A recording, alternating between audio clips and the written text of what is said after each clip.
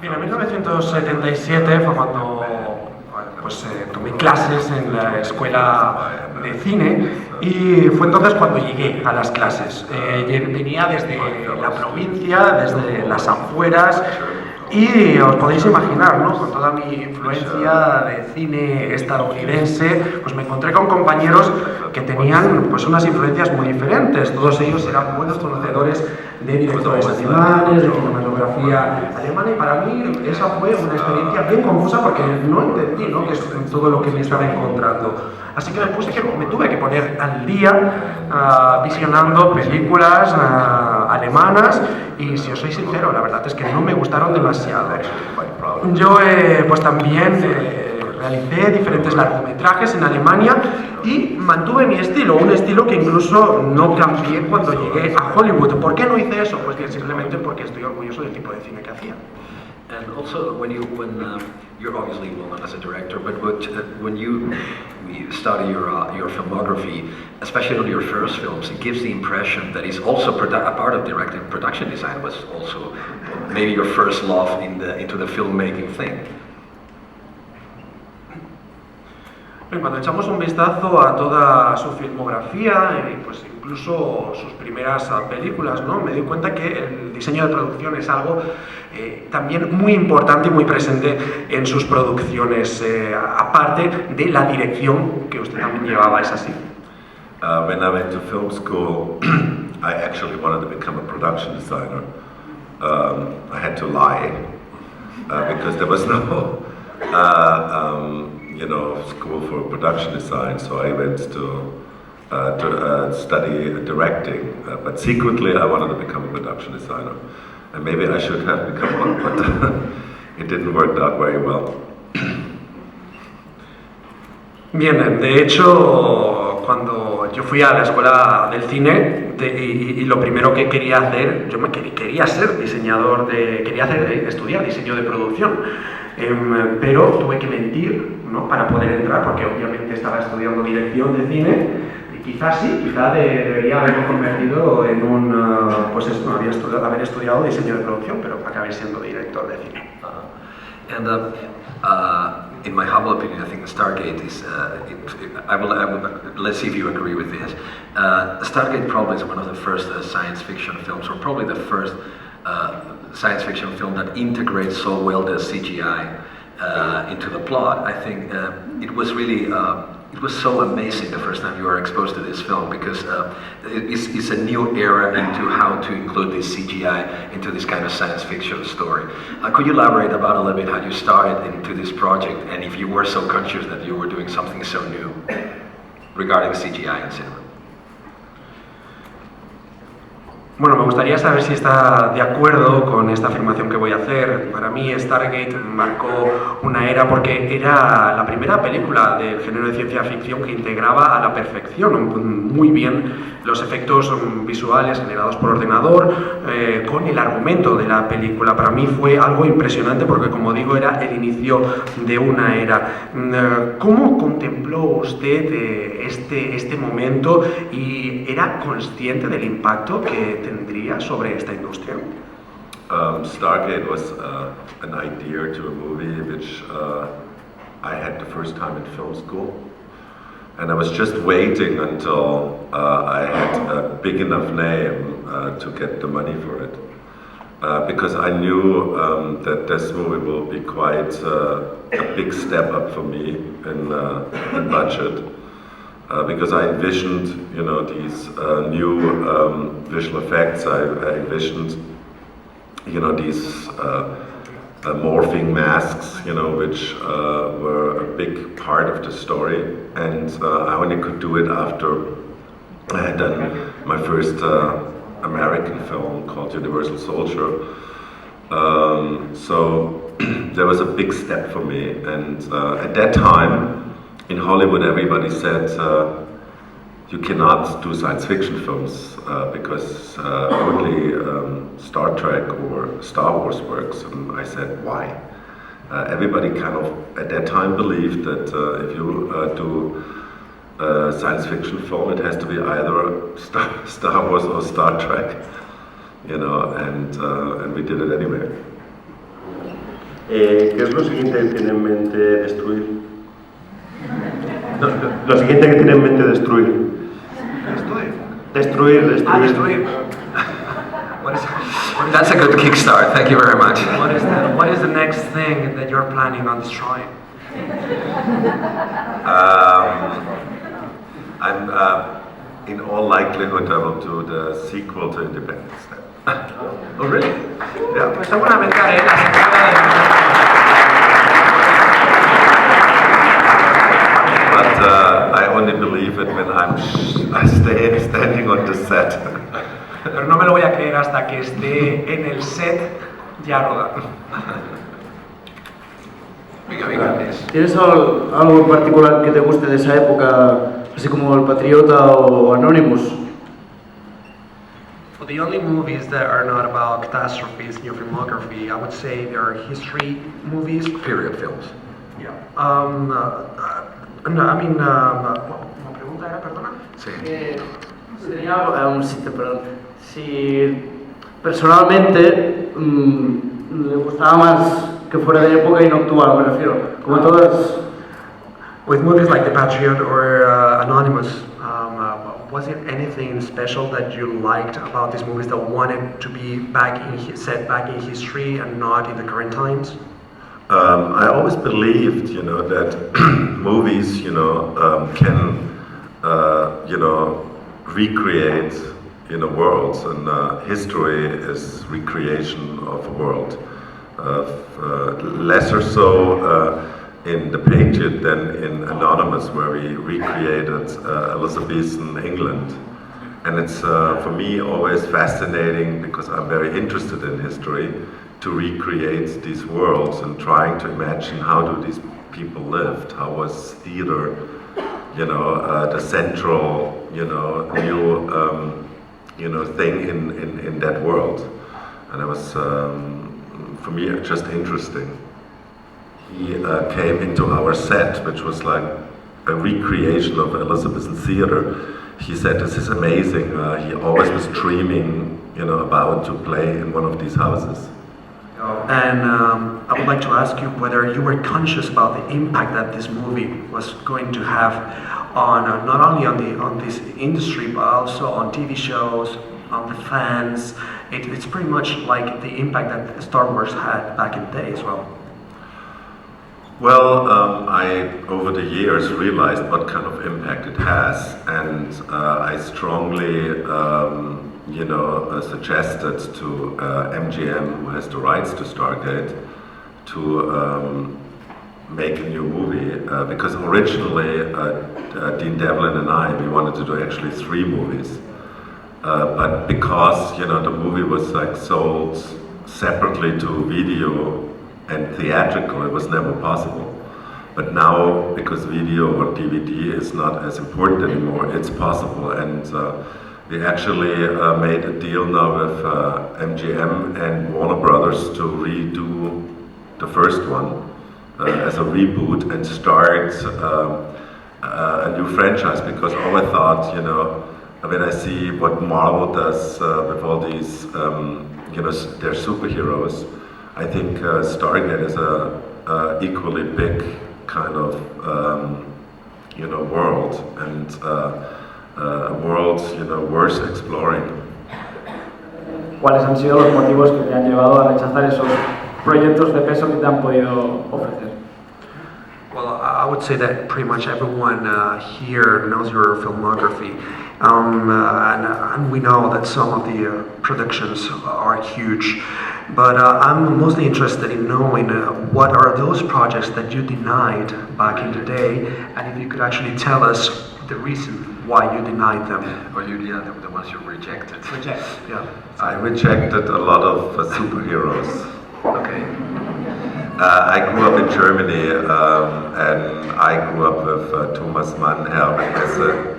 I never saw a comic book, in my life when I was a kid, and so I have no relationship to it.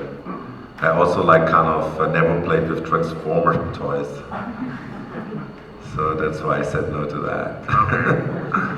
Anything with a superhero. Ah, ok, Spider-Man. Yo para trabajar con el maestro John Williams en la banda sonora de El Patriota, que está considerada una de las mejores obras de este compositor. Gracias. Well, I would like to know what it meant to work with John Williams in the original soundtrack of The Patriot, because he's considered one of the best composers. Yeah, it was always one of my dreams to one day have John Williams score one of my movies, and it was fantastic. And he's such an incredibly nice man. That's like kind of what impressed me the most.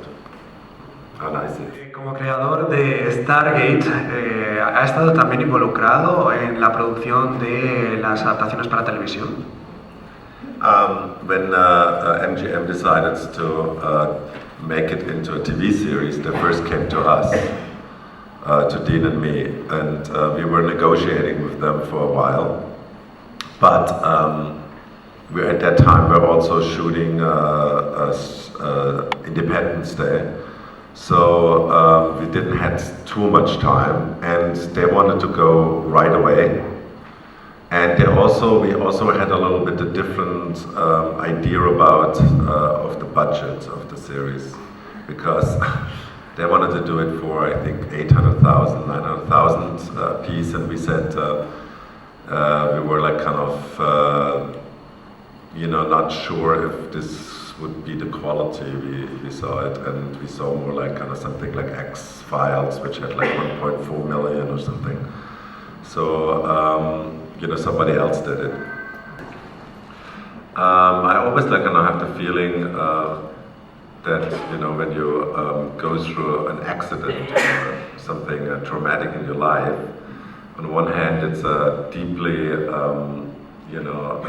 influential thing in your life, but it also releases a lot of, or you overcome a lot of fears because it happened to you once. And I have the feeling that like kind of these disaster films have a little bit the same effect, People goes in 2.5 hours through a certain event, and it's a catharsis, it's like a overcoming of fears. So on the one hand, it's my attraction to this kind of experience, which drives me. And I also always say in disaster films it's very regular, normal people. It's not a superhero. It's people like you and me, and you can see how certain people with certain decisions, make when they make the right decision, they survive. When they make the wrong decision, they die. Which is a very, educational thing for an audience. For instance, Mel Gibson in Patriot, did he mainly create his character, or were you the one who gave a lot of directions? And do you have any time preparing before the film actually starts shooting? You seem like a tough director, so.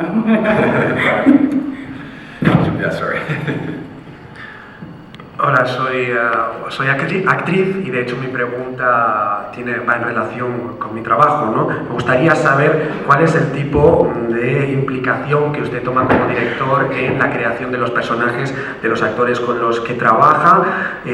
Por ejemplo, en el caso de Mel Gibson en The Patriot, en El Patriota, me gustaría saber si el personaje principal estuvo más bien desarrollado por el mismo actor, o usted tuvo una gran influencia en el desarrollo del personaje, y también el tiempo que usted dedica a trabajar los personajes con los actores.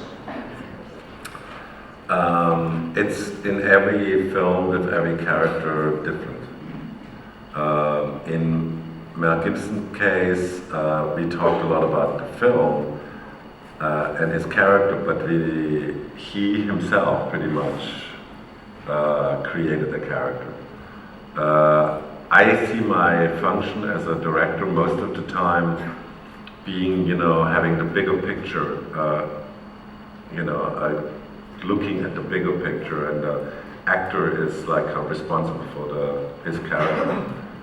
So it's and what's really important as a director is that the actors trust you. So when you come up to them, and say something, they really take it serious. And that's most of the time creating a certain, fun atmosphere on the set. So, because to make a movie, it's very long hours, so it can very well become, quite the work can be quite hard. So the more fun you make a set, the better, your actors will perform. Dime, ¿cómo la literatura clásica de H.G. Wells, Julio Verne, Richard Matheson, o literatura distópica como Ballard o otros autores como desde Borges, Sabio y Casares, cómo ha influenciado esta literatura en el cine del señor Emmerich? Esto sería una primera pregunta, y una segunda un poco más personal o de curiosidad. Me gustaría saber cuáles son las películas de ciencia ficción favoritas del señor Emmerich. Gracias. I have to say that gentleman wrote a book about you, so yes. Després ho comentem. Well, I mean, we all know literature came before cinema, and I would like to know how much of an influence had pieces, classical sci-fi pieces like the Wells novels, the Verne novels, or even historical literature like the Ballard books, how much of an impact they had on your movies. And also, I would like to know, what's your favorite sci-fi movie? I was always, as a kid and young man, reading everything. I mean, I was a bookworm. My mom always said, go out and play in the fresh air, don't constantly read books. So I think a lot of classic literature went into my films. Even my films are very, populistic. But it's just sometimes, when you're like, whatever you do as a filmmaker, you always bring in all the stuff that you read and experienced into your films. That's just a natural thing. And what was the other part? Your favorite sci-fi movie? Oh, my favorite sci-fi movie is probably Close Encounters of the Third Kind. That no one makes a bad movie on purpose. I would like to know whether you have one of those in your filmography, and if so, why? What happened? I never made a bad movie. Yo nunca he hecho una película mala. It's a little bit like when you make movies, it's like with children. You work, you work so hard on films and you fight so much for them that it's sometimes hard, to stand back and be critical about them. Certain elements, sometimes don't work. And sometimes you have the feeling while you're shooting a movie, you think that element doesn't work, but I have to still do it. And yeah, there's like better movies and not so good movies. But at the end, I have the feeling it's like children. You love them all. You know what I mean? And I always have I always like say something what like Kurt Russell said to me when we did Stargate. He said to me, Roland, we can never enjoy our films because we did them. So we have to make the shooting process itself enjoyable, which was deeply, I thought a lot about it. And from that moment on, I tried to keep, my sets light and fun, and really try to make it for the people who did the movies, or do the movies really enjoyable.